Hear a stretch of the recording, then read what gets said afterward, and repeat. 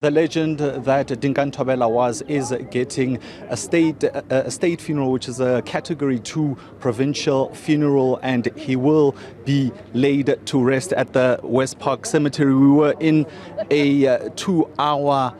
service earlier on this morning where a lot of family were able to just pay their final respect to this legend. We do know he's a 3-time world champion, and the likes of Brian Mitchell, one of the guys from the 80s who was a world champion, then he laid over the baton to Thobela, and he was very, very emotional, just talking about how Thobela was a champion as he just walked into that Edenvale training ground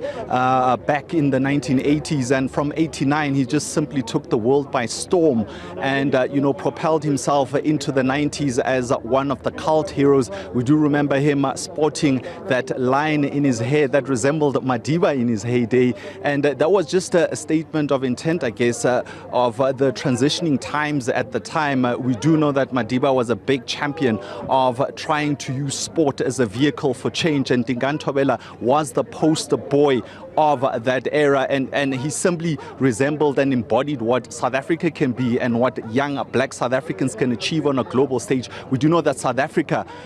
during the 90s was still very much barred from participating in international sporting events because of apartheid, but the sport of boxing was ultimately the first sport that was able to not to produce world champions at the time, and it's simply unbelievable to think that Dingaan was only 57 years old when he passed away on the 29th of April. A sad day for South African boxing, but I think it's also a moment for South African boxing as a whole to take up and reflect on what kind of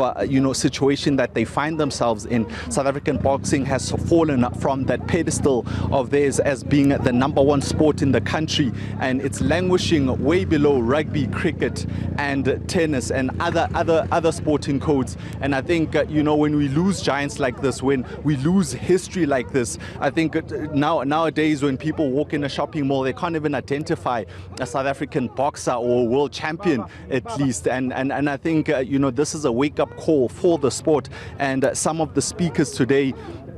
were very, very honest in terms of how things need to be taken seriously when it comes to the boxing fraternity. A legend is being laid to rest, Category 2